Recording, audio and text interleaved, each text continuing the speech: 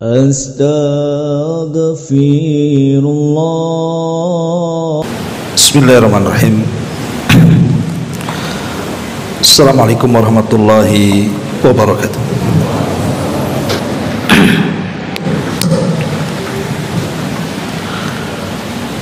Alhamdulillah wassalatu wassalamu ala rasulillah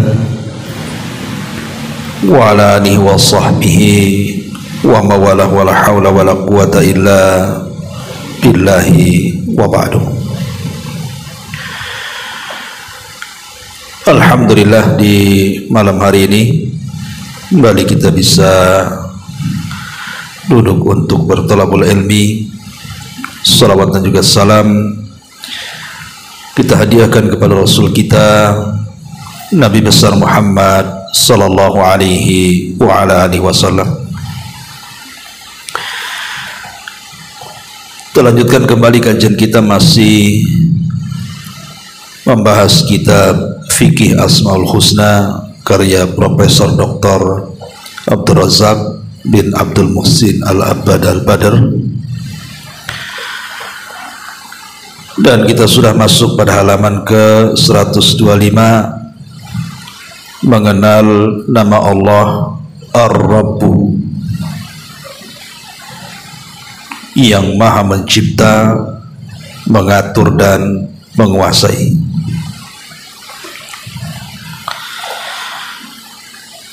Ma'asyiral muslimin wal muslimat rahimani wa rahimakumullah.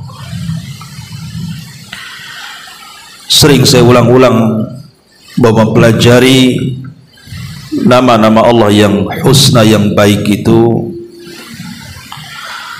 lebih mengenalkan kita kepada Allah subhanahu wa ta'ala. Ketika kita lebih kenal dengan Allah subhanahu wa ta'ala, maka akan tumbuh perasaan cinta dan ta'zim, pengagungan kita kepada Allah. Dan ketika itu sudah tumbuh, maka kita akan lebih taat dengan aturan-aturan Allah dan akan lebih jauh lagi menjauh daripada larangan-larangan Allah subhanahu wa ta'ala, dan mempertebal harapan dan juga takut lebih kepada Allah subhanahu wa ta'ala. Nah, salah satu nama Allah subhanahu wa ta'ala dari 99 nama adalah Ar-Rabbu, yang maha mencipta, mengatur dan menguasai. Ma'asyiral muslimin yang dimuliakan Allah subhanahu wa ta'ala, kalimat Ar-Rabb dalam Al-Quran itu hampir mencapai 900 kali terulang dalam Quran, baik secara mufrad ataupun secara idhafah. Maksudnya baik secara berdiri sendiri kalimat Ar-Rabb ataupun disandarkan dengan kalimat yang lain. Itu terulang sampai 900 kali. Adapun yang disebut Ar-Rabb saja tanpa diidhafahkan itu sekitar 121 kurang lebih terulang dalam Al-Quranul Karim. Nah, diantaranya di sini pengarang menyebutkan beberapa ayat yang disebut kalimat Ar-Rabb. Surah Al-Fatihah ayat 2, Alhamdulillahi Rabbil Alamin. Segala puja bagi Allah subhanahu wa ta'ala, Rabb semesta alam. Di sini ada kalimat Rabb. Kemudian dalam surah Al-An'am ayat 162 Allah mengatakan, Kul inna salati wa nusuki wa mahyaya wa mamati lillahi rabbil alamin. Katakanlah, sesungguhnya salatku, ibadahku, hidupku dan matiku hanyalah untuk Allah, Rabb semesta alam. Di sini juga ada kalimat Rabb. Kemudian dalam surah Al-An'am ayat 164 Allah mengatakan, Qul aghairallah abghi rabban wa huwa rabbu kulli syai. Katakanlah, apakah aku akan mencari Rabb selain Allah, padahal Dia adalah Rabb bagi segala sesuatu. Di sini terulang 2 kali kalimat Rabb dalam surah Al-An'am ayat 164. Kemudian dalam surah At-Takwir juga ayat 29, wa ma tasyauna illa an yasha Allahu rabbul alamin. Dan kamu tidak dapat menghendaki menempuh jalan itu kecuali apabila dikehendaki Allah, Rabb semesta alam. Dan Allah Subhanahu wa taala juga mengatakan dalam surah Yasin ayat 58, salamun qaulam mir rabbir rahim. Kepada mereka dikatakan salam sebagai ucapan selamat dari Tuhan atau dari Rabb yang Maha Penyayang. Ini sebagian kecil yang disebutkan pengarang yang tercantum dalam beberapa ayat dalam Al-Quran.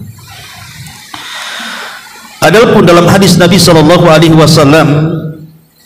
disebutkan dalam Sahih Muslim dari hadis Abdullah ibn Abbas radhiyallahu anhuma, Nabi SAW mengatakan, ala wa inni nuhitu an aqra al-Quran raqian wa sajidan fa amma ruku fa'azzimu fihi rabb. Kata Nabi SAW, aku dilarang untuk membaca Al-Quran dalam posisi ruku ataupun sujud, karena dalam ruku dan sujud itu kan ada zikir sendiri, tidak boleh membaca Quran.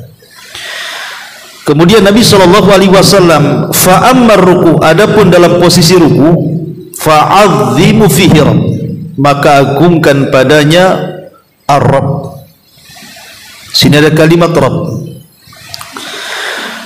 Kemudian yang kedua, hadis daripada Amr ibn Abbas, dia mendengar Nabi SAW bersabda, aqrabu ma yakunu ar-rabbu minal abdi fi jawfil laylil akhir fa in istata'ta an takuna mimman yadhkurullah fi tilka as-sa'ati fakun. Kata Nabi SAW, yang paling dekat hubungan ar-Rabb, maksudnya Allah, dari hambanya adalah ketika di sepertiga malam akhir. Maka kalau engkau ingin menjadi hamba yang senantiasa berzikir kepada Allah di saat-saat itu, di waktu-waktu itu, maka silahkan lakukan. Di sini ada kalimat Rabb, aqrabu ma yakunu rabbu minal abdi. Jadi kata Nabi SAW, paling dekatnya ar-Rabb atau Allah Subhanahu wa ta'ala dari hambanya adalah di tengah malam akhir atau di sepertiga malam akhir.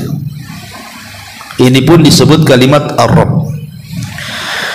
Kemudian yang ketiga, hadis dari Malik ibn Sa'sa'ah pada peristiwa Isra. Nabi SAW mengatakan, fa'ataitu ala Musa, aku pun mendatangi Nabi Musa, fasallamtu alaihi, aku pun mengucapkan salam. Faqala marhaban bika min akhin wa nabiyyin, selamat datang untukmu saudara dan nabi.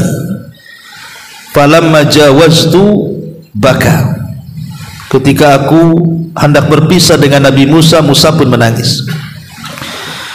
Faqila, maka dikatakan, ma'abkaka, apa yang membuat anda menangis wahai Musa? Qala, maka Musa mengatakan, ya Rabb, hadzal gulam alladhi bu'itha ba'di yadkhulul jannata min ummati afdal mimma yadkhulu min ummati. Maka Musa mengatakan, ya Rabb, anak muda ini diutus sepeninggalku, tetapi umatnya yang masih surga jauh lebih banyak dibandingkan umatku yang masuk surga. Hadis ini dikeluarkan Sahih Bukhari, dan banyak lagi ayat-ayat dan hadis Nabi SAW yang menjelaskan tentang kalimat ar-Rabb. Taib, untuk lebih dalam lagi, apa makna Rabb itu? Kemudian apa manfaatnya ketika kita mengetahui makna Ar-Rabb itu dalam kehidupan kita? Kan itu yang kita maukan ketika kita mempelajari nama dan sifat bagi Allah. Harus ada pengaruh. Kira-kira pengaruhnya apa? Karena pengaruh itulah yang penting saat kita mengetahui nama-nama Allah Subhanahu wa ta'ala. Karena salah satu pertanyaan kita atau yang akan ditanyakan kepada kita dalam kuburan kita adalah man rabbuka, siapa Rabbmu? Sehingga kita harus tahu siapa Rabb kita. Ma'asyiral muslimin yang dimuliakan Allah Subhanahu wa ta'ala, saya akan ringkas dulu sebelum kita baca, sebab kalau kita baca buku ini memang agak bingung ya, harus dibaca satu-satu dan akan lama. Taib, ma'asyiral muslimin yang dimuliakan Allah Subhanahu wa ta'ala, kalau kita perhatikan di dalam Al-Quranul Karim, kalimat Rabb ini dijelaskan taqumu ala ruknaini itsnaini. Kalau disebut kalimat Rabb berarti berdiri dua rukun yang memaknai kalimat itu. Ahaduhuma, yang pertama, ifradullahi bil khalqi, mengesahkan Allah Subhanahu wa ta'ala bahwa Allah lah satu-satunya pencipta dan tidak ada pencipta selainnya. Kalau disebut kalimat Rabb berarti harus ada keyakinan dalam hati kita bahwa tidak ada pencipta kecuali Allah. Ini yang pertama. Rukun yang kedua, ifraduhu bil amri wat tadbir ma khalaqa, mengesahkan Allah Subhanahu wa ta'ala dengan kalimat Rabb itu maknanya adalah kita mengesahkan dengan al-amri, perintah, wat tadbir, dan juga pengaturan apa yang ia telah ciptakan. Jadi di sini sebagaimana judul dalam buku ini, bahwa Rabb adalah yang maha mencipta, maha mengatur, dan maha menguasai. Jadi kalimat Rabb ini secara global tidak ada yang menciptakan kecuali Allah, tidak ada yang mengatur kecuali Allah, dan tidak ada yang menguasai kecuali Allah. Itulah Ar-Rabb maknanya. Ma'asyiral muslimin yang dimuliakan Allah Subhanahu wa ta'ala, walaupun sebagian ahli tafsir banyak menyebutkan tentang beberapa makna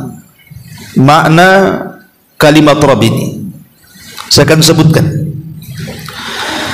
Yang pertama, kalimat Ar-Rabb adalah maknanya al-murabbi, al-kafil biqada'il hajati. Jadi kalimat Rabb juga datang memiliki makna al-murabbi, yang memberikan tarbiyah dan juga yang mencukupkan kepada kebutuhan-kebutuhan makhluknya. Jadi Rabb itu memiliki makna at-tarbiyah, Allah yang membimbing kita. Bukan hanya sekedar membimbing, mencukupkan semua hajat kita. Dan itu berdasarkan surah Yusuf ayat 23.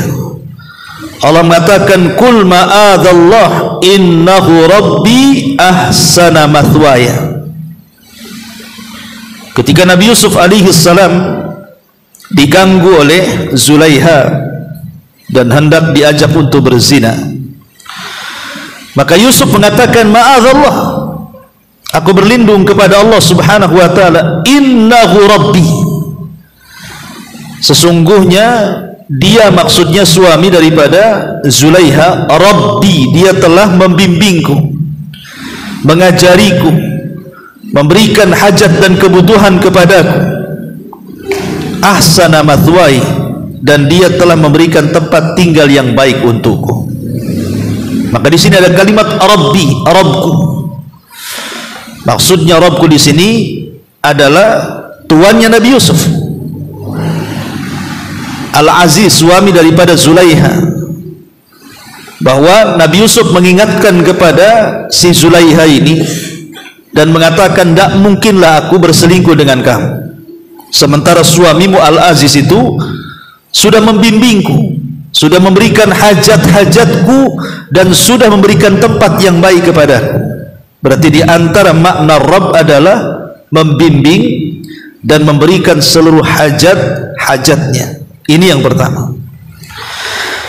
Yang kedua, makna Rabb adalah Al-Kafil war-Raqib.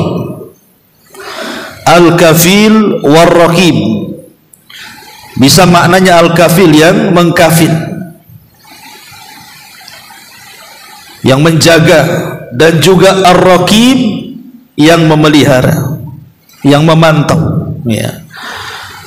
Dan itu berdasarkan firman Allah Subhanahu wa taala atas lisan Ibrahim alaihi salatu wassalam, fa innahum aduwwun li illa rabbul alamin. Maka sesungguhnya mereka adalah musuhku kecuali Rabb semesta alam. Maka makna Rabb di sini artinya Al-Kafil yang menjaga. Jadi Ibrahim mengatakan kecuali Rabb yang menjaga aku. Dan juga Ar-Raqib berdasarkan surah Al-Muzammil ayat 9. Kemudian yang ketiga, Ar-Rabb memiliki mana As-Sayyid, Tuhan. Memiliki mana As-Sayyid, Tuhan. Sebagaimana yang masyhur perkataan siapa? Abdul Muttalib. Perkataan Abdul Muttalib bahwa ketika Abrahatul Asram hendak menghancurkan Ka'bah, apa kata Abdul Muttalib? Adapun unta-unta yang kau cari itu, fa ana rabbul ibil, saya Rabb ibil, Rabbnya unta, maksudnya sayalah tuan-tuan unta, saya pemiliknya. Adapun Ka'bah, falahu rabbun yahmi, dia ada tuannya sendiri yang akan melindunginya, maksudnya Allah Subhanahu wa ta'ala. Jadi makna Rabb juga diartikan Tuhan yang ditaati. Ada juga makna Rabb di sini artinya al-malik li syai'i, yang menguasai kepada sesuatu. Seperti sering dalam Quran kalimat Rabbul alamin, penguasa alam semesta. Ataupun juga dikatakan al-muslih li syai', yang memperbaiki sesuatu, wal mudabbir lahu, yang mengatur sesuatu. Berdasarkan firman Allah Azza wa Jal, Rabbul masyriqi wal maghrib, Rabb arah timur dan barat, artinya mengatur timur dan juga mengatur barat, dan begitu seterusnya, ya. Banyak sekali makna kalimat Ar-Rabb itu, baik secara bahasa ataupun yang tertuang di dalam Al-Quran, tergantung konteksnya. Tetapi kalau disebut kalimat Ar-Rabb, berarti tidak diitlakkan kecuali kepada Allah. Kalau disebut Ar-Rabb gitu saja, tidak disandarkan kepada kalimat yang lain, berarti yang dimaksud adalah Allah Subhanahu wa ta'ala. Maka tidak boleh seseorang menamai orang lain dengan kalimat Ar-Rabb, karena itu kalimat yang tidak boleh diberikan kecuali kepada Allah. Tapi kalau yang dimaksud adalah makhluk, maka harus disandarkan kepada kalimat yang lain yang menunjukkan bahwa kalimat Rabb itu adalah makhluk. Seperti kalimat Abdul Muttalib tadi, Rabbul ibil, Rabbnya unta, artinya pemilik unta. Rabbud dar, Rabbnya rumah, artinya pemilik rumah. Jadi kalau hendak dimaksudkan kalimat itu kepada makhluk, berarti harus diidhafahkan, jangan berdiri sendiri. Jangan kita katakan, umpamanya kan di antara salah satu makna Arab adalah Tuhan. Umpamanya kita katakan, berilah minum kepada Ar-Rabb, Nggak boleh. Karena kalimat Ar-Rabb ini tidak boleh diitlakan kecuali kepada Allah. Kalau kepada makhluk tidak boleh, kecuali sandarkan tadi. Dan kalimat Allah dengan Ar-Rabb ini sebenarnya kalau dia terpisah maka maknanya sama.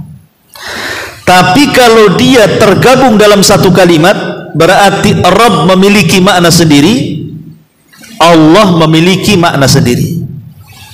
Saya ulangi.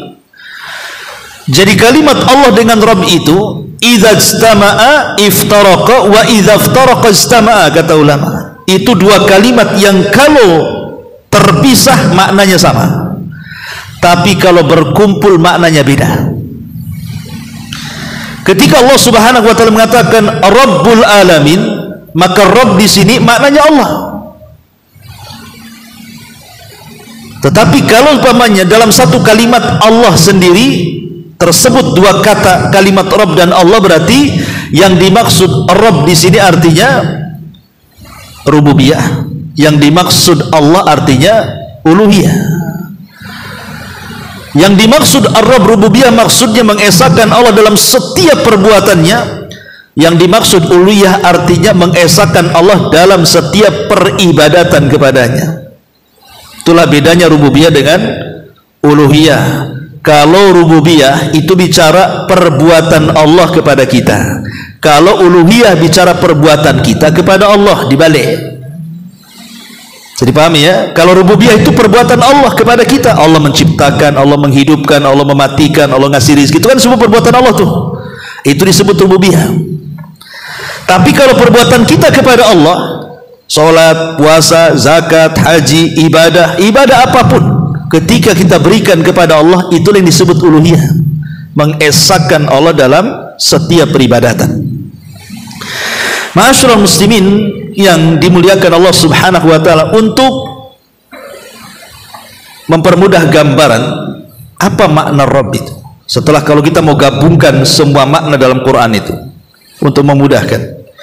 Ingat ketika saya menjelaskan kepada antum tentang 5 istilah. 5 istilah inilah sebenarnya rangkuman makna dari kalimat Ar-Rabb.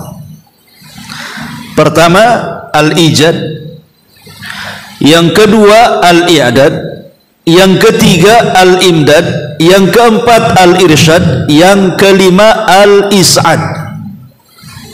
Saya ulangi. Pertama al-ijad. Apa itu ijad? Ijad itu artinya menciptakan, mengadakan. Yang kedua al-i'dad. I'dad itu mempersiapkan. Setelah Allah menciptakan, Allah mempersiapkan ciptaannya. Kemudian yang ketiga al-imdad, memperbanyak. Setelah Allah menciptakan, Allah siapkan, maka Allah perbanyak. Kemudian yang nomor 4 al-irsyad, membimbing, mengarahkan terhadap apa yang sudah diciptakan kepada manusia. Kemudian yang terakhir al-is'ad, dengan itu Allah berikan kebahagiaan kepada kita. Saya contohkan. Sebelum Allah Subhanahu wa taala menciptakan Adam alaihi salam dan juga menciptakan kita, maka Allah Subhanahu wa taala sudah menciptakan bumi ini. Penghuninya belum ada, tapi Allah ciptakan dulu tempatnya. Kan Adam belum dilahirkan, Adam belum diciptakan Allah kan, tapi bumi sudah diciptakan. Makanya ketika Allah Subhanahu wa taala mengatakan kepada para malaikat, inni ja'ilun fil ardi khalifah, sesungguhnya saya akan menjadikan di bumi ini khalifah.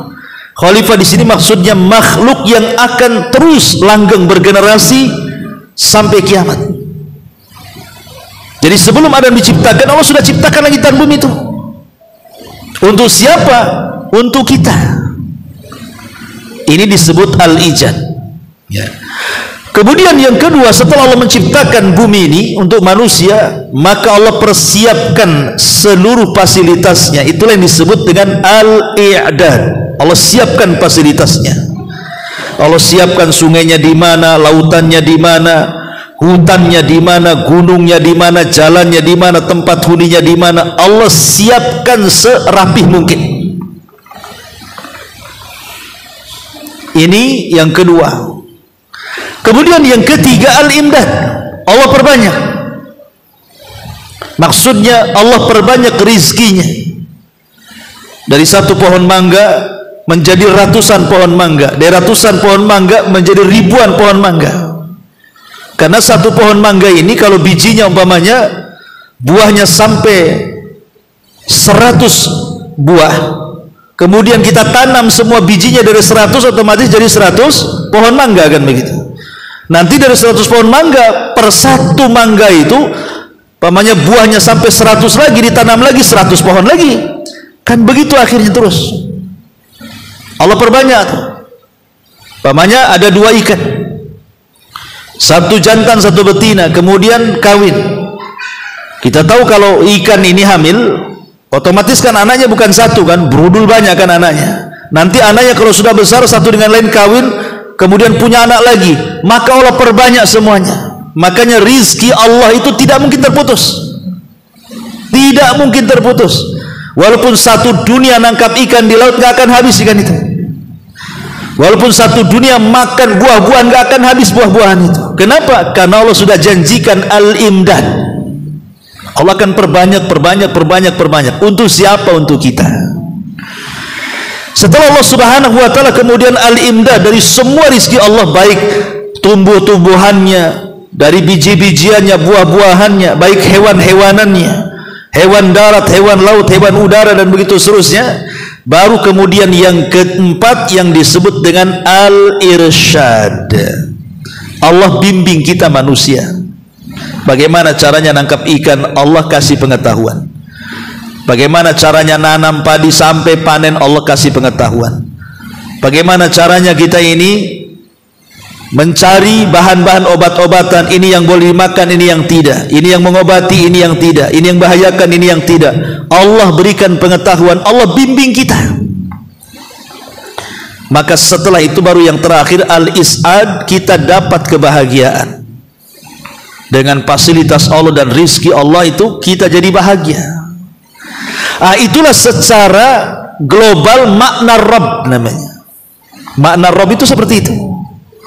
Ya. Atau mamanya lebih kecil lagi lah, saya analogikan kepada makhluk. Mamanya antum menikah, nampak istri udah hamil mau punya anak. Akhirnya kita udah siapkan untuk fasilitas anak kita, mulai rumahnya, pakaiannya, makanannya, pendidikannya, bimbingannya, kasih sayangnya, tarbiyahnya, dan begitu seterusnya. Berarti kita ini adalah Rabbul Manzil namanya. Kita ini selaku bapak disebut Rabb, pemilik rumah. Karena kita memfasilitasi satu rumah itu untuk anak kita. Ketika anak kita betul-betul lahir, dia sudah berada dalam rumah. Makannya sudah antum siapkan, minumannya sudah antum siapkan. Nanti besar sedikit antum sudah siapkan sekolahnya. Besar sedikit antum siapkan guru-guru ngajinya, bimbingannya, semuanya. Lah itu disebut Rabb. Kita ini Rabb namanya, yang membimbing anak kita. Ya itu skala kecilnya lah makna Rabb itu.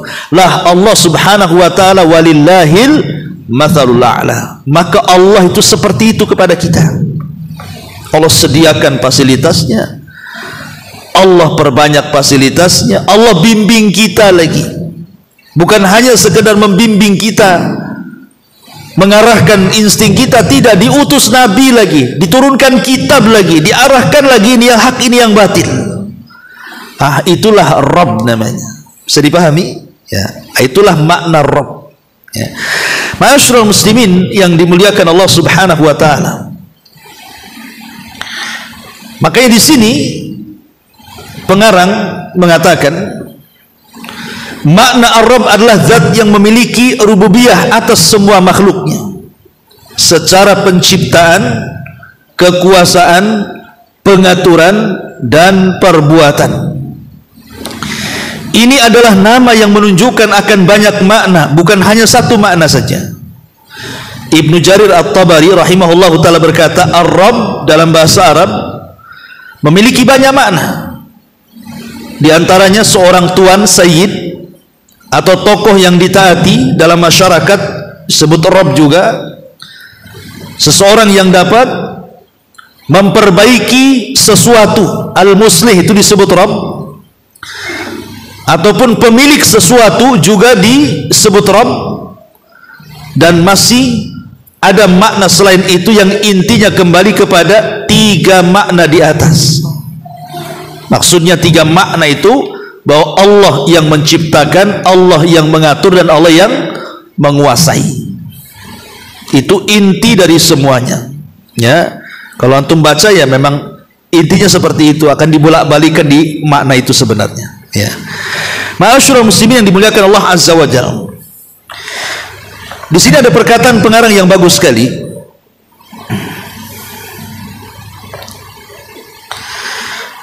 Barang siapa yang merenungkan makna nama Ar-Rabb maksudnya, maka dia akan menyaksikan bahwa dia Allah Subhanahu wa taala adalah yang maha berdiri sendiri dan mendirikan yang lainnya. Jadi Allah itu tidak berhajat kepada makhluknya, tapi justru dia yang mengayomi makhluknya. Dia yang menakdirkan setiap jiwa dengan kebaikan dan kejelekan. Dia bersemayam di atas arsy-Nya, bersendirian dalam mengatur kerajaannya. Segala pengaturan ada di tangannya, tempat kembalinya segala sesuatu kepadanya. Segala bentuk pengaturan alam semesta turun dari sisinya lewat tangan-tangan para malaikat, baik berupa pemberian, pencegahan, merendahkan, meninggikan, menghidupkan, mematikan, mengangkat, memberhentikan, menggenggam dan membentangkan, menghilangkan kesulitan, menolong orang-orang yang membutuhkan, dan mengabulkan orang-orang yang dalam kesulitan. Dari sini Allah mengatakan, yas'aluhu man fis samawati wal ar kulla yaumin huwa fi sya'n. Semua yang ada di langit dan di bumi selalu minta kepadanya setiap waktu Allah dalam kesibukan. Allah itu sibuk setiap harinya, ya, mengatur hamba-hambanya lewat para malaikat. Ya, dengan cara apa? Si fulan dihidupkan, lahirlah manusia. Si fulan diwafatkan, matilah manusia. Si fulan diangkat menjadi pemimpin, si fulan pula diberhentikan menjadi pemimpin. Si fulan diberikan kekayaan, si fulan pula dimiskinkan. Si fulan dijayakan, si fulan pula dilemahkan. Dan begitu seterusnya. Si fulan diberikan pertolongan, yang ini pula dihinakan. Maka itulah makna Ar-Rabb.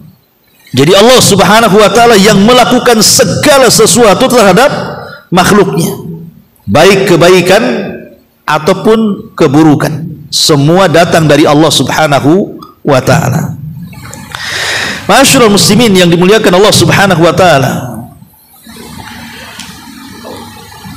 kalau sudah demikian, kita tahu secara global apa makna Rabb. Nanti antum bisa baca sendiri. Ya. Lalu apa faedahnya? Apa sih manfaatnya? Ketika kita sudah mengenal makna Ar-Rabb ini. Ma'asyiral muslimin yang dimuliakan Allah Subhanahu wa taala, yang pertama faedahnya adalah an ta'lama anna Allah ta'ala lahu uluwu sya'ni wal qahri wal fawqiyati wa awsaf al azamata wal kibriya wa annahu la yunazi fi dhalik fataqthadi minka dhullan wa inkisaran wa iftiqaran. Ketika kita sudah paham, sudah tahu makna Ar-Rabb tadi, bahwa Allah itu yang menguasai, yang mengatur, yang menciptakan, yang mematikan, yang menghidupkan, dan begitu seterusnya,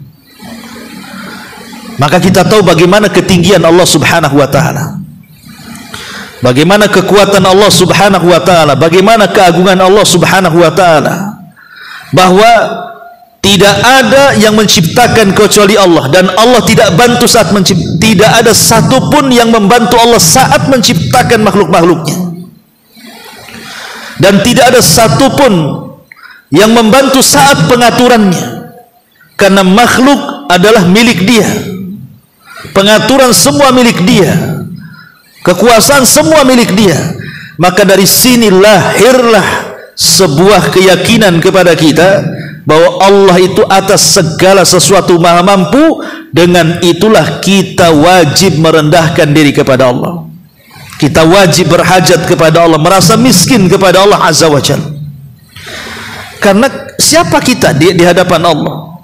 Allah maha kaya, maha kuat, maha perkasa, maha segala-galanya. Kita mau sombong pula di hadapan Allah.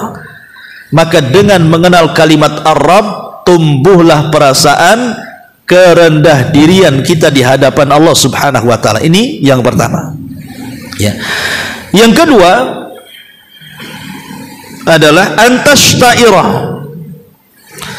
tiwalal waqti annaka abdun lahu rabb. Harus punya perasaan dalam hati kita ini setiap waktu bahwa kita ini seorang hamba dan di atas sana ada Rabb yang senantiasa mengawasi kita, yang mengatur kita, yang sewaktu-waktu bisa mematikan kita. Sehingga dengan seperti itu tumbuh rasa takut, akhirnya kita terus bertobat kepada Allah Azza wa Jalla dan kembali kepada Allah Azza wa Jalla. Seperti kisahnya siapa? Kisahnya Bishr al-Hafi. Bishr al-Hafi ini ikhwan, disebut Hafi itu karena tidak mau pakai sandal sebenarnya kan. Jadi kemana-mana nyeker bahasa kitanya. Bishr al-Hafi, maka disebut Bishr al-Hafi, yang tidak pakai sandal. Ya kayak orang-orang desa itu kan biasanya zaman dulu, ya kan, zaman nggak enak gitu ya, antum yang mengalami mungkin di desa kan. Kita ini jarang pakai sandal dulu kan. Bahkan ke sekolah aja jarang pakai sepatu. Bahkan pulang dari sekolah dijinjing pula sepatunya kan gitu ya.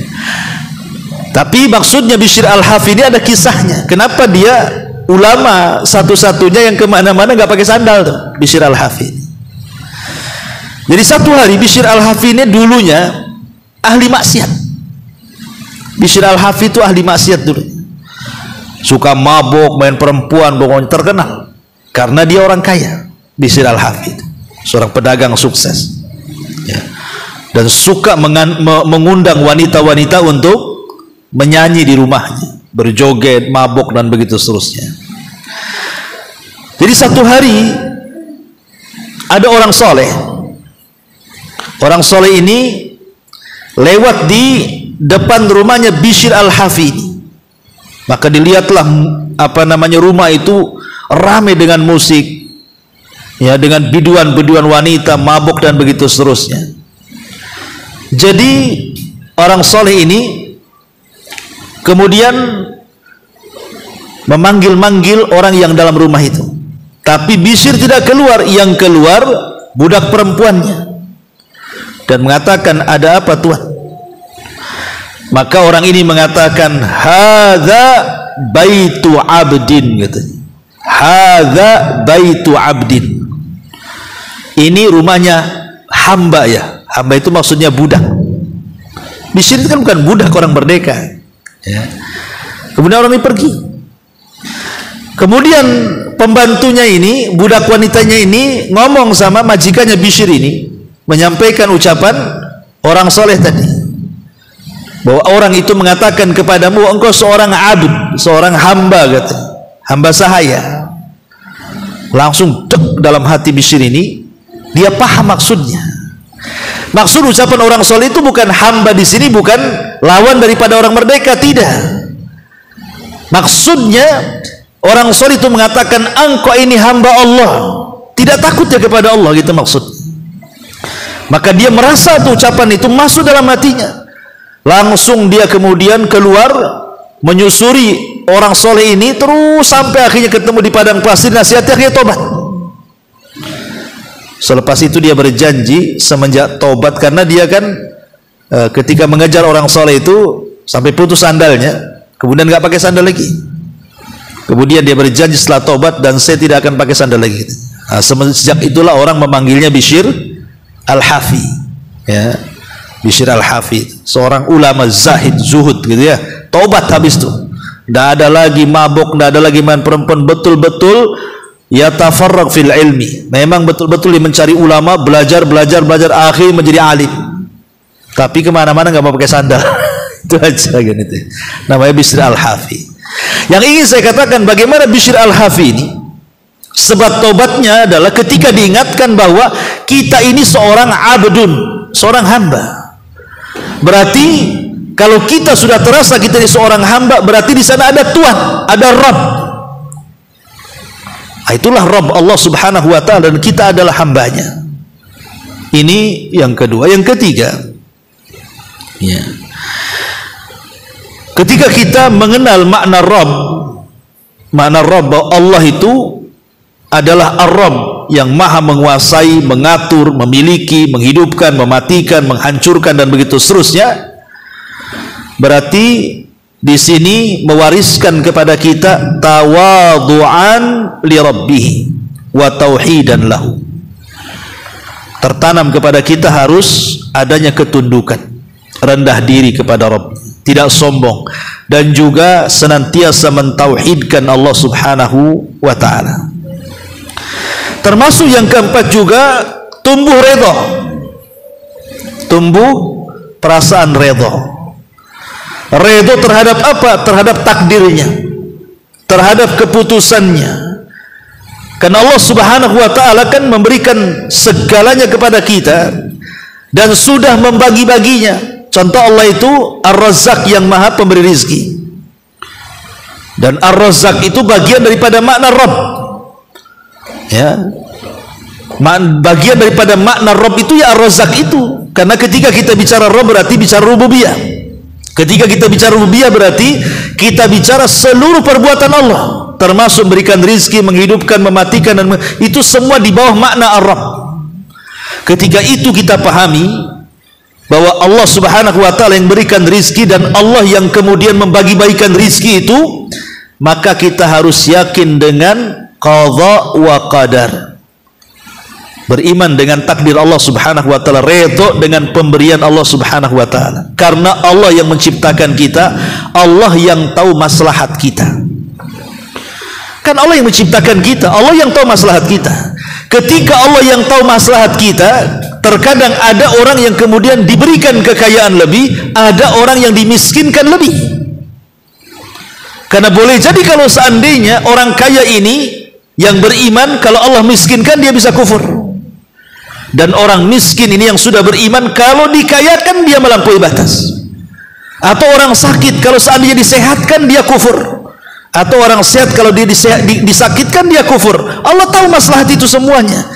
Makanya kalau kita ditimpa musibah ataupun ditimpa kenikmatan dari Allah Subhanahu wa taala, dua sifat tidak boleh, tidak ada dalam diri kita. Pertama syukur, dan yang kedua sabar. Karena itu sifatnya seorang mukmin. Jadi dengan mengenal Ar-Rabb makin tumbuh rasa redha dengan takdir Allah Subhanahu wa taala. Ma'asyiral muslimin yang dimuliakan Allah Subhanahu wa taala, termasuk juga di antara faedahnya adalah kita tahu bahwa nama Rabb itu kan membawai banyak nama di bawahnya, ya. Sehingga ketika kita mempelajari kalimat Rabb, berarti kita semakin memahami siapa Tuhan kita, makin memahami siapa Tuhan yang kita sembah, dan makin memahami apa tujuan Tuhan kita menciptakan kita. Jadi di satu sisi dengan mengenal kalimat Rabb itu kita semakin tahu siapa Allah. Yang kedua, kita semakin paham apa tujuan Allah menciptakan kita dengan kalimat Rabb itu. Ma'asyiral muslimin yang dimuliakan Allah Subhanahu wa taala, termasuk juga kata para ulama bahwa al-iqrar bi rububiyatillah, ketika kita sudah meyakini dengan kalimat Rabb atau rububiyah, berarti kita harus meyakini memang tidak ada Tuhan yang pantas disembah kecuali Allah. Ingat ya, kalau kita sudah yakin yang menciptakan kita Allah, yang mengatur kita Allah, yang memberikan rizki Allah, yang menghidupkan Allah, yang mematikan Allah, yang mengatur Allah, segala-galanya Allah, berarti sudah pantas kalau Allah itu disembah. Sebab orang yang atau zat yang tidak menciptakan pantas disembah? Tidak pantas. Zat yang tidak bisa mengatur kita sembah pantas disembah? Tidak pantas disembah. Zat yang tidak menguasai disembah tidak pantas disembah. Umpamanya ada orang yang menyembah berhala, entah berupa patung dari tanah, dari batu, dari pohon, atau apa kita katakan itu pantas disembah? Tidak pantas, karena berhala itu tidak menciptakan kita. Berhala itu tidak mengatur kita, berhala itu tidak menguasai kita. Yang mengatur, menguasai, menciptakan itu Allah. Berarti ketika kita makin yakin dengan kalimat Rabb, makin yakin bahwa tidak ada Tuhan yang berhak disembah kecuali Allah. Itu inti ketika kita memahami makna kalimat Ar-Rabb. Makanya ketika seorang sahabat namanya Zubair ibn Mut'im radhiyallahu an, dia dendam kepada Nabi karena terbunuh banyak kerabat-kerabatnya dalam peperangan, dan dia bersumpah untuk membunuh Nabi. Jadi dia bawa pedangnya dari Mekah ke Madinah, mengincar Nabi SAW, dan dia menyamar. Saat Nabi SAW sedang sholat maghrib, sebenarnya ada kesempatan dia itu untuk membunuh Nabi, karena orang sholat itu kan tidak bawa senjata dan jaraknya tidak terlalu jauh Zubair ibn Mut'im dengan posisi Nabi SAW ini.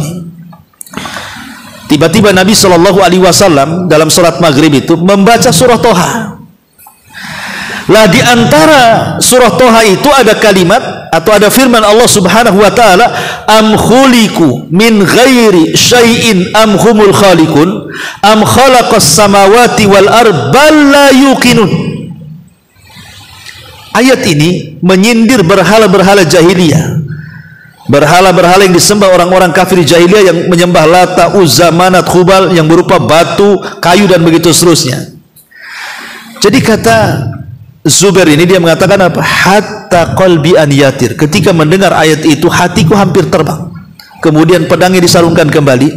Kemudian tidak jadi membunuh Nabi. Ketika selepas sholat maghrib, dia datang kepada Rasul dan mengatakan, ya Muhammad, asyhadu an la ilaha illallah wa asyhadu annaka Rasulullah. Demi Allah, dulu tidak ada manusia yang paling aku benci kecuali kamu. Sekarang tidak ada manusia yang paling aku cintai kecuali kamu. Kenapa bisa jadi berubah tuh Zubair ini? Padahal niatnya membunuh Nabi, tiba-tiba kemudian tobat dan masuk Islam. Karena dia menyadari tentang ketuhanan. Perhatikan ayatnya. Am khuliqu, apakah mereka berhala-berhala itu diciptakan min ghairi syai'in, dari sesuatu? Ini kan pertanyaan. Apakah berhala itu diciptakan dari segala sesuatu? Jawabannya bisa iya, bisa tidak. Ya. Ataukah pertanyaan yang kedua, mereka tercipta dengan diri sendiri, tahu-tahu ada? Kemudian yang ketiga, apakah berhala-berhala disembah itu mampu menciptakan langit dan bumi? Maka Allah tutup ayatnya, bal la yuqinun, bahkan orang musyrik yang menyembah itu tidak yakin juga dengan sesembahannya. Karena kan ada tiga pertanyaan nih kepada orang yang menyembah berhala itu. Apakah berhala itu dibuat dari segala sesuatu? Ataukah berhala itu terbuat dengan sendirinya? Ataukah berhala itu yang menciptakan alam semesta? Jawab. Nah gitu ya. Ya kita katakan yang pertama pertanyaannya, apakah berhala itu terbuat dari segala sesuatu? Iya, dia terbuat dari segala sesuatu, dari pohon, dari batu, dari apa. Berarti dia bukan pencipta, tapi dia diciptakan. Dia bukan pencipta kan? Diciptakan. Macam mana zat yang diciptakan kemudian kita sembah? Kita yang menciptakan dia, tiba-tiba makhluk yang kita ciptakan kita sembah pula. Terbalik, harusnya dia yang menyembah kita, kan begitu, yang menciptakan. Yang kedua, ataukah dia tercipta dengan diri sendiri? Mustahil. Kalau ujug-ujug ada, mustahil kan itu. Pasti ada yang menciptakan, ada yang merangkai, ada yang membuat. Berarti dia bukan Tuhan, karena ada yang merangkai, ada yang membuat, ada yang memahat, ada yang membikin. Ataukah pertanyaan ketiga, ataukah yang kau ciptakan itu, yang menciptakan alam semesta? Ya mustahil loh diajak kamu yang ciptakan, kau ujung-ujung mau menciptakan alam semesta dari mana kan gitu. Berarti dari sini kata Zubair bin Mu'awiyah, wah kau itu gak benar semua itu sembahan Lata, Uzza, Manat, Hubal itu. Sejak itulah dia bertobat. Makanya kita katakan dengan memahami kalimat Rabb, semakin yakin bahwa Allah lah Tuhan yang pantas disembah. Karena kalau kita sudah yakin bahwa Allah yang menciptakan, Allah yang mengatur, Allah yang menguasai, Allah yang menghidupkan, mematikan, dan begitu seterusnya, berarti dia sudah layak untuk disembah. Adapun Tuhan selain Allah yang tidak menciptakan, mengatur, memiliki, tidak sanggup untuk menghidupkan, mematikan, dan begitu seterusnya, maka itu tidak pantas disembah. Berarti ketika kita beriman dengan kalimat Rabb, mengharuskan Allah itu zat yang pantas disembah. Sudah dipahami ya? Ya.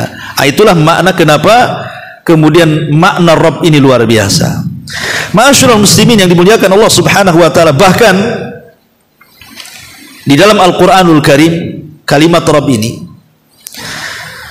Allah Subhanahu wa taala membanggakan dirinya dengan kalimat Rabb dan disandarkan dengan makhluk-makhluknya. Seperti mamanya Allah Subhanahu wa taala memuji dirinya dan mengatakan Rabbul Alamin, bahwa dia Allah Subhanahu wa taala adalah Rabb semesta alam. Ya. Kemudian juga Allah Subhanahu wa taala mengatakan Rabbul Arsyil Azim, dia adalah Rabb pemilik arsy yang sangat agung. Tidak ada makhluk yang lebih besar melebihi makhluk yang namanya arsy, yang kalau seandainya, jangan cerita arsy, kursi saja di bawahnya dibandingkan dengan langit dan bumi seperti cincin dilempar ke padang pasir. Cincin itu langit dan buminya, kursi itu adalah padang pasirnya. Kalau digabung kursi, langit, bumi dibandingkan dengan arsy Allah, sama dengan cincin dilempar padang pasir. Cincinnya itu kursinya, langitnya, buminya, padang pasir itu arsy-nya.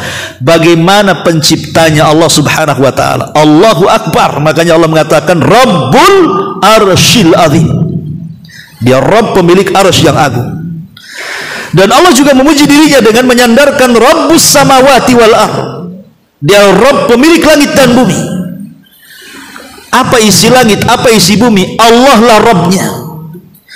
Dan Allah juga mengatakan Rabbu abainal awwalin, qala rabbukum wa rabbu abaikumul awwalin. Allah ingatkan dia adalah Rabb kalian dan Rabb bapak-bapak kalian. Dan Allah juga mengatakan Rabbul masyriqi wal maghrib, dia Rabb yang timur, yang barat, yang utara, dan yang selatan. Artinya alam semesta ini ada penciptanya, ada pengaturnya, ada yang menguasainya. Siapa? Rabbul Alamin, Allah Subhanahu wa taala. Ma'asyiral muslimin yang dimuliakan Allah Subhanahu wa taala, sedemikian dahsyatnya kalimat Rabb ini, ikhwan. Makanya kenapa kemudian di dalam Al-Qur'anul Karim apabila kita mengkisahkan tentang kisah doanya para nabi, dan hampir kebanyakan doanya para nabi itu memulai dengan kalimat Ar-Rabb. Bahkan ada sebagian ulama mengatakan bahwa man qala ya Rabb khamsa marratin, barang siapa yang ketika berdoa mengatakan ya Rabb, ya Rabb, ya Rabb, ya Rabb, ya Rabb sampai 5 kali, ya. Ya, dan dia meyakini dengan kalimat itu, antum meresapi kalimat itu ya Rabb, maknanya ya Rabb, engkau Tuhan yang menciptakan aku, yang mengatur aku, yang memiliki aku, menghancurkan, menghidupkan, berikan rezeki, terus antum paham dengan kalimat itu dan antum ulang sampai 5 kali, maka dikatakan ujibat da'watuhu idza lam yakun thamma mani, maka doa antum akan diijabah kalau tidak ada penghalang-penghalang doa. Kemudian berdalil dengan firman Allah Subhanahu wa taala dalam surah Al-Imran surah Al-Imran ayat 191 sampai 195. Saya baca ayatnya. Allah Subhanahu wa taala mengatakan, alladzina yadhkurunallaha qiyaman wa qu'udan wa ala junubihim wa yatafakkaruna fi khalqis samawati wal ard rabbana ma khalaqta hadza batila subhanaka faqina adzabannar. Yaitu orang-orang yang mengingat Allah sambil berdiri, duduk dan dalam keadaan berbaring, dan mereka memikirkan tentang penciptaan langit dan bumi seraya berkata, Rabbana. Ini Rabb pertama. Kalimat Rabb pertama dalam surah Al-Imran. Rabbana, ya Rabb kami. Tidaklah engkau menciptakan semua ini sia-sia. Maha suci engkau, lindungilah kami dari azab neraka. Ini satu. Kemudian ayat berikutnya, Rabbana. Ada Rabb lagi di sini dua kali. Rabbana innaka man tudkhilin nar faqad ahzaitah wa ma lidh-dhalimina min ansar. Ya Rabb kami, sesungguhnya orang yang engkau masukkan ke dalam neraka, maka sungguh engkau telah menghinakannya, dan tidak ada seorang penolong pun bagi orang-orang zalim. Kemudian ayat selanjutnya, Rabbana. Ini Rabb yang ketiga. Kan sudah tiga kali kan? Rabbana yang pertama, ma khalaqta hadza batila. Kemudian yang kedua, Rabbana innaka man tudkhilin nar. Ini yang ketiga, Rabbana innana sami'na munadiyan yunadi lil imani an aminu bi rabbikum fa amanna. Ya Rabb kami, sesungguhnya kami mendengar orang-orang yang menyeru kepada iman, yaitu berimanlah kamu kepada Tuhanmu. Kemudian ayat selanjutnya, Rabbana, berarti yang keempat, Rabbana, ya Rabb kami, faghfir lana dzunubana wa kaffir 'anna sayyi'atina wa tawaffana ma'al abrar. Ya Rabb kami, ampunilah dosa-dosa kami dan hapuskanlah kesalahan-kesalahan kami, dan matikanlah kami beserta orang-orang yang berbakti. Ini yang keempat. Dan yang kelima, Rabbana wa atina ma wa'adtana ala rusulika wa la tuhzina yaumal qiyamah innaka la tukhliful mi'ad. Ya Rabb kami, berilah kami apa yang engkau telah janjikan kepada kami melalui rasul-rasulmu, dan janganlah engkau hinakan kami pada hari kiamat, sungguh engkau tidak pernah mengingkari janji. Berarti ada 5 kalimat Rabbana. Lihat bagaimana ujung ayatnya, fastajaba lahum rabbuhum, maka Rabb mereka memperkenankan doa-doa mereka. Setelah Allah menyebut 5 kalimat Rabbana, kemudian Allah tutup ayatnya fastajaba lahum, Allah ijabah doanya. Sehingga sebagian para ulama beristihad bahwa kalau antum berdoa menyebut kalimat Rabbana 5 kali, selama tidak ada penghalang doa, mustajab doa antum. Dalilnya surah Al-Imran ayat 191 sampai 195. Jadi kita antum berdoa ya Rabb, ya Rabb, ya Rabb, nah gitu ya, sampai 5 kali. Ya. Maka kalau tidak ada penghalang-penghalang doa, maka insya Allah doa kita akan dijabah. Karena hampir doa para nabi dan rasul, ikhwatu fillah muliakan Allah Subhanahu wa taala, itu semua memulai dengan kalimat Rabb. Maka siapapun yang mengangkat kedua tangan dan mengatakan ya Rabb, maka tidak akan kecewa kita. Pasti akan Allah ijabah doa-doa kita. Ma'asyiral muslimin, kenapa demikian? Apa rahasianya? Rahasianya, sebagian ulama mengatakan ketika kita membahas tentang Ismul A'zam, nama Allah yang agung, yang kalau kita berdoa dengan nama Allah itu pasti akan diijabah. Kemarin kita sudah jelaskan, ada yang mengatakan nama Allah itu, ada nama Allah yang agung itu artinya Allah. Ada yang mengatakan Al-Hayyu Al-Qayyum. Ya. Ada juga yang mengatakan bahwa Ismul A'zam itu adalah nama yang kita berdoa yang cocok dengan permintaan kita. Jadi kalau kita umpamanya minta rizki, berarti Ismul A'zamnya ya Razzaq, wahai zat pemberi rizki. Kalau kita minta ampun, berarti Ismul A'zamnya ya Ghaffar. Kalau kita ini lemah dan ingin ditolong kan gitu ya, berarti ismul azamnya ya qawi kan itu ya. Jadi nama-nama Allah yang sesuai dengan permintaan kita itu ismul azamnya menurut sebagian ulama. Tapi ada juga yang mengatakan ismul azam itu adalah kalimat ya Rabb.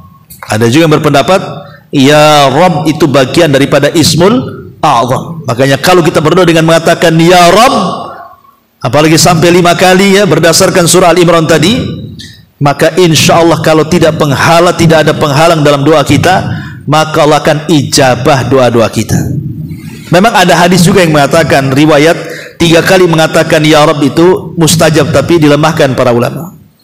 Syekh Albani melemahkan riwayatnya ya. Ma'asyiral muslimin yang dimuliakan Allah Azza, ini diantara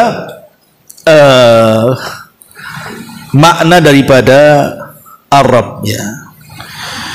Antum baca sendiri tinggal sedikit ya, karena intinya insya Allah tidak jauh dari yang saya terangkan ya. Karena kalau kita baca satu-satu perkataan beliau akan memakan waktu, dan beliau mengulang-ulang juga kalimatnya sehingga akan menghabiskan waktu. Tapi antum bisa baca sendiri, nanti kalau memang nggak paham minggu depan baru antum tanyakan. Kemudian juga yang ingin saya tambah bahwa ada kesyirikan dalam kalimat Rabb ini yang harus dihindari ya. Apa saja kesyirikan-kesyirikan yang harus dihindari dalam kalimat Ar-Rabb ini? Karena bagaimanapun Ar-Rabb ini kan bahasa daripada Ar-Rububiyah ya. Tauhid yang kita yakini di sana ada Al-Uluhiyah, Rububiyah, nama dan sifat bagi Allah Subhanahu wa taala. Pertama adalah Al-Ilhad. Ilhad itu artinya tidak mengakui adanya Tuhan, tidak mengakui adanya Allah. Mereka lah yang disebut dengan orang-orang ateis ya. Orang-orang ateis, PKI bahasa kitanya ya, orang ateis tidak mengakui Tuhan, maka mereka sudah menyimpang dalam kalimat Rabb. Bagaimana tidak ada Tuhan? Ya ada Tuhan lah. Yang kecil-kecil saja, yang seperti yang dikatakan Abu Hanifah, pembuatan perahu saja tidak mungkin ujug-ujug terjadi. Pasti ada yang menumbangkan pohonnya, ada yang memotong kayunya, ada yang menyerutnya, ada yang kemudian menembelkannya, ada yang merangkainya, jadilah dia perahu. Itu saja harus dibuat. Perahu saja ada yang buat rumah. Tidak mungkin ujug-ujug ada rumah tuh. Pasti ada yang buat, ya kan? Ada tukangnya, ada tukang gambarnya, ada alat-alatnya, ada materialnya. Jadi rumah saja ada yang buat. Segala sesuatu di bumi ini ada yang buat. Lah kalau seandainya makhluk yang kecil seperti rumah saja, perahu, mobil dan begitu seterusnya ada yang buat, lah alam semesta sebesar ini masa nggak ada yang buat? Ya adalah yang buat Allah Subhanahu wa taala. Makanya kemudian penyimpangan dalam kalimat Rabb ketika seseorang itu memiliki keyakinan ilhad, mengingkari tidak ada Tuhan. Orang-orang ateis, sebenarnya orang ateis sendiri dalam hatinya itu pasti akan mengatakan ada Tuhan. Fir'aun saja mengatakan saya Rabb kalian yang paling tinggi, ketika mati dia mengatakan aku beriman dengan Rabbnya Musa. Itu Fir'aun tuh. Kan Fir'aun kan tidak mengakui adanya Tuhan kan? Karena dia mengakui dia yang Tuhan. Fir'aun itu bahkan dengan tegas dia mengatakan ana rabbukumul a'la, saya Rabb kalian yang paling tinggi. Tapi ketika dia ditenggelamkan, sadar dia bukan Tuhan. Masa Tuhan tenggelam? Makanya dia mengatakan amantu bi Rabbi Musa wa Harun, aku beriman dengan Rabbnya Musa dan Harun katanya. Karena itu fitrah. Adanya Tuhan loh fitrah. Orang-orang musyrik Arab ketika ditanya siapa yang menciptakan langit dan bumi, mereka mengatakan Allah. Itu orang musyrik itu. Dan Allah katakan dalam Al-Quran, wala in sa'altahum man khalaqas samawati wal ar la yaqulun Allah. Kalau seandainya orang-orang musyrik ditanya siapa yang menciptakan langit dan bumi, maka mereka akan mengatakan Allah. Karena itu fitrah, ikhwan. Rububiyah itu fitrah, tidak mukmin tidak kafir, pasti mereka beriman dengan rububiyah.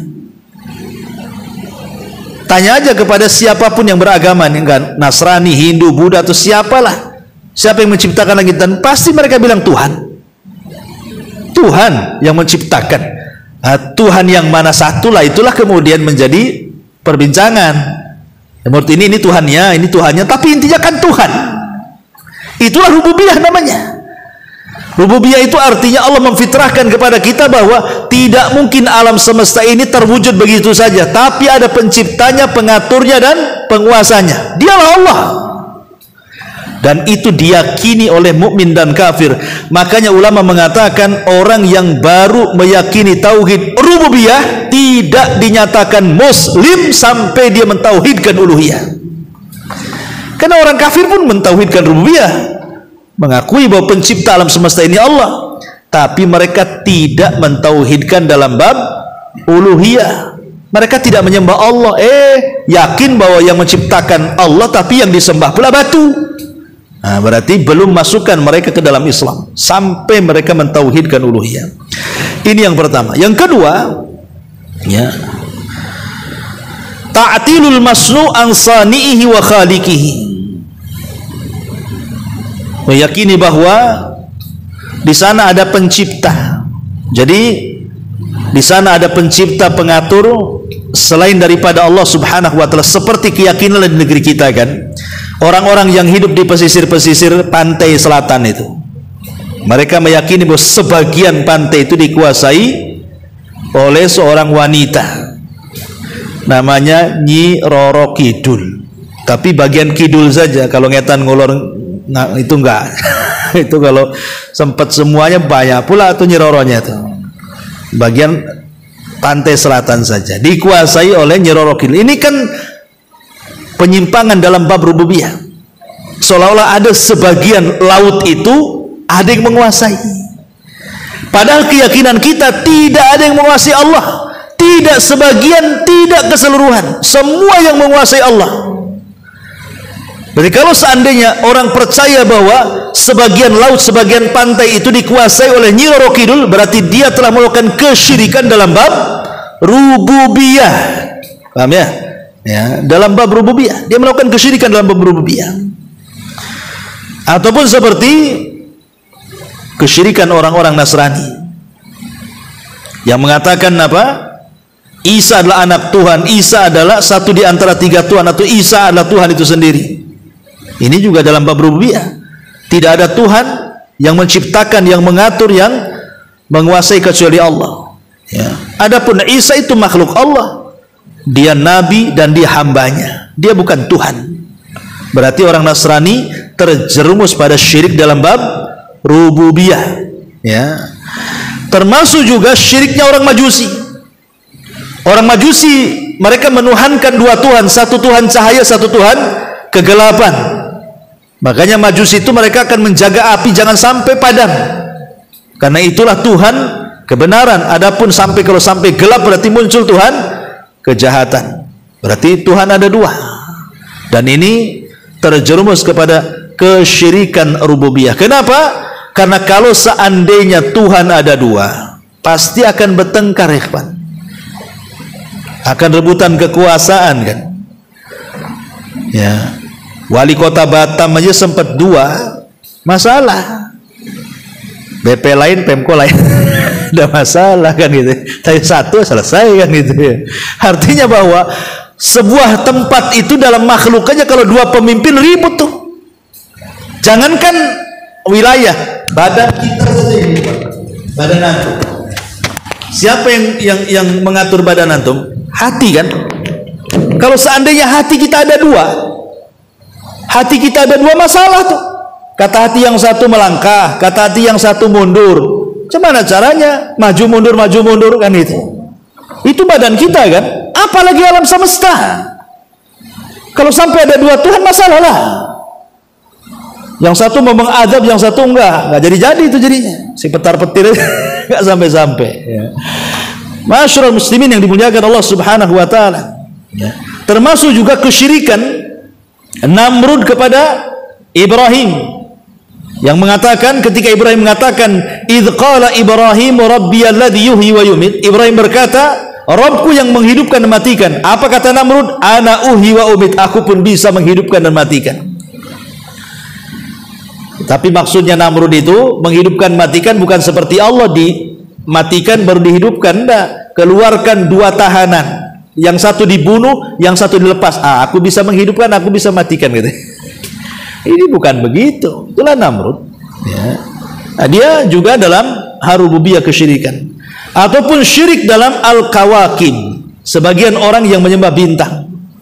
Di zaman Nabi Ibrahim kan ada orang penyembah bintang, yang kemudian menjadi cikal bakal hari ini dalam dunia perdukunan dengan istilah ahli nujuh, yang menggunakan zodiak perbintangan untuk dijadikan kesyirikan dalam rububiyah.